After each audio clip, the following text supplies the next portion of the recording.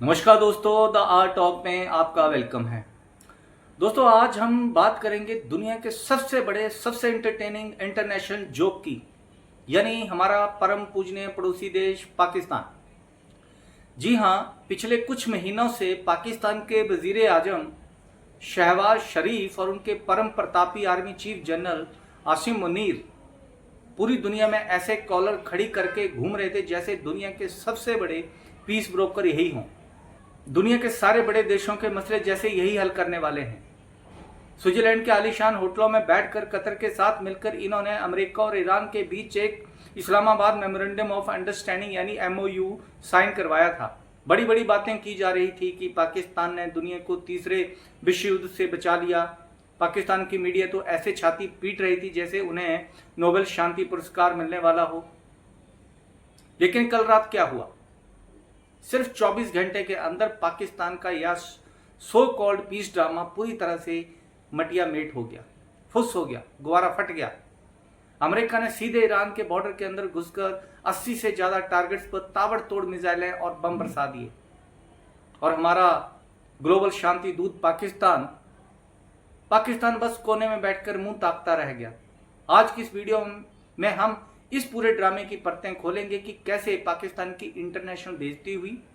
Video के and तक बने रहिएगा क्योंकि आज बहुत मजा आने वाला है। दोस्तों, अब आते हैं कहानी के सबसे ट्विस्टेड हिस्से पे। दोस्तों, आपको क्या लगता है, क्या पाकिस्तान सच में मिडिल ईस्ट में शांति चाहता था?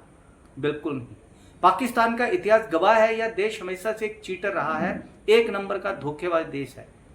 इसका अपना कोई स्टैंड नहीं होता। असलियत तो यह है कि चंद डॉलर्स के लिए पाकिस्तान कुछ भी कर सकता है। अपनी कंगाली मिटाने के लिए, IMF के सामने नाक रगड़ने से बचने के लिए और अमेरिका से कुछ डॉलर की भीख पाने के लिए इस देश ने एक बार फिर अपनी आत्मा बेच दी। इस पूरे सीज फायर और समझौते के पीछे पाकिस्तान की एक बहुत ही गंदी, घिनौनी और चालाक साजिश थी। चलिए आपको थोड़ा फ्लैशबैक में लेके चलता हूं। इस समझौते से पहले की क्रोनोलॉजी समझते हैं। ईरान बहुत ही स्ट्रांग पोजीशन में था। ईरान का स्ट्रेट ऑफ हॉर्मुज पर पूरा एक छतर राज और कंट्रोल था। वो जब चाहता ग्लोबल ऑयल सप्लाई की गर्दन दबा देता था। अमेरिका, कतर, सऊदी अरब सब ईरान के सामने बेबस नजर आ रहे थे। यानी सीधे शब्दों में कहें, Iran was completely in the upper position. लेकिन पाकिस्तान को यह हजम नहीं हुआ। चंद डॉलर के लालच में पाकिस्तान ने बीच में टांग अड़ाई और एक मीडिएशन का नकली नाटक रचा। उसे ईरान को धोखे में रखा, उसकी रफ्तार को धीमा किया, उसे शांति का लॉलीपॉप दिया ताकि वो पर्दे के पीछे से अपनी असली आका यानी यूनाइटेड स्टेट ऑफ अमेरिका को संभलने का मौका दे सके, उसे अपर हैंड दिला सके। पाकिस्तान ने ईरान की पीठ में छुरा घोंपा ताकि अमेरिकी सेना को अपनी स्ट्रेटजी रीग्रुप करने का टाइम मिल सके और बदले में वॉशिंगटन ने व्हाइट हाउस से पाकिस्तान को कुछ डॉलर की भीख मिल जाए ताकि उनकी डूबती अर्थव्यवस्था कुछ दिनों की सांस ले सके। इसे कहते हैं देश का सौदा करना। दोस्तों, लेकिन कहते हैं ना, धोखेबाज की औकात और उसकी साजिश ज्यादा दिन छुपती नहीं। कल जैसे ही ईरान ने अपनी सुरक्षा और आत्मसम्मान में कुछ कदम उठाए, अमेरिका के राष्ट्रपति डोनाल्ड ट्रंप ने पाकिस्तान की महीनों की सारी मेहनत पर एक झटके में पानी फेर दिया। और ट्रंप साहब का तो आपको पता ही है, वो जब मूड में होते हैं तो किसी के सगे नहीं होते। वो डिप्लोमेसी की भाषा नहीं समझते, वो सीधे ठोकना जानते हैं। टर्की में इस वक्त नेटो समिट चल रहा है। वहां पहुंचे ट्रंप ने सरेआम पूरी दुनिया के मीडिया के सामने पाकिस्तान के इस पूरे तथा कथित समझौते के चीथड़े उड़ा दिए। ट्रंप ने पोडियम पर आकर सीधे कहा कि ईरान के नेताओं से बात करना सिर्फ और सिर्फ एक वेस्ट ऑफ टाइम है, वो सब लायर्स हैं। और यह पाकिस्तान वाला सीज फायर अब पूरी तरह से ओवर हो चुका है, खत्म हो चुका है। जरा गहराई से सोचिए इस बात को। पाकिस्तान के प्रधानमंत्री और आर्मी चीफ ने महीनों तक जो डिप्लोमेसी की नौटंकी की, अपनी बची खुची साख दाम पर लगाई, ट्रंप ने उसे एक सेकंड में कचरे के डिब्बे में फेंक दिया। शहबाज शरीफ और आसिम मुनीर की जो इंटरनेशनल थू हुई है ना, उसकी कल्पना भी नहीं की जा सकती। मजे की बात सुनिए, आने वाले शनिवार यानी 11 जुलाई को पाकिस्तान इस समझौते की अगली बहुत बड़ी हाई लेवल मीटिंग इस्लामाबाद में होस्ट करने वाला था। हलवाई बुक हो चुके थे, कबाब बन रहे थे, लेकिन ट्रंप ने उनकी सारी तैयारियों पर ऐसे ही लात मारा कि पाकिस्तान की औकात कबाड़ जैसी हो गई है। पूरी दुनिया थू थू कर रही है कि जब तुम्हारी कोई सुनता ही नहीं तो बीच में चौधरी बनने की क्या जरूरत थी। दोस्तों, अब बात करते हैं इस वक्त ग्राउंड पर सिचुएशन क्या है। दोस्तों सिचुएशन बहुत ही भयानक और डरावनी हो चुकी है। अमेरिका ने ईरान के अंदर तबाही मचा दी है।